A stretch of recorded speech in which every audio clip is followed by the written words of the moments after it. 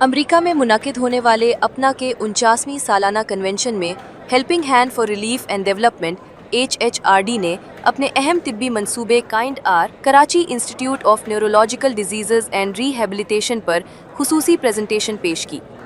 ये एक multi million dollar का मंसूबा है जिसका मकसद पाकिस्तान में आसाबी बीमारियों के इलाज और बहाली सेहत की जदीद सहूलियात फराहम करना और मुस्तकबिल में इस मंसूबे को मज़ीद वुसअत देना है।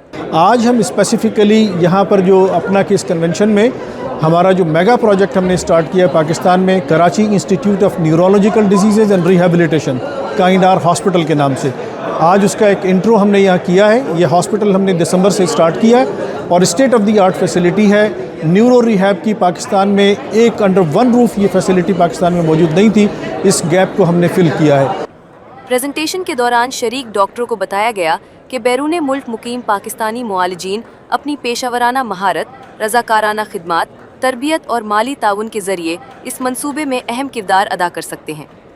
We just informed almost 100 physicians here about the project. It's a multi-million dollar project. It's a 60 million project which will provide free services for all kind of rehabilitation in Pakistan.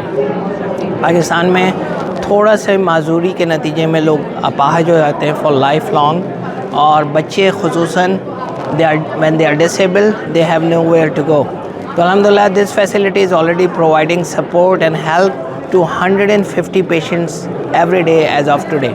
मुंतज़मीन का कहना है कि काइंड आर जैसे मंसूबे न सिर्फ पाकिस्तान में जदीद तिब्बी सहूलियात के फ़रोग में मददगार साबित होंगे बल्कि दुनिया भर में मौजूद पाकिस्तानी डॉक्टरों को एक मुश्तरका मकसद के लिए भी मुत्तहिद करेंगे।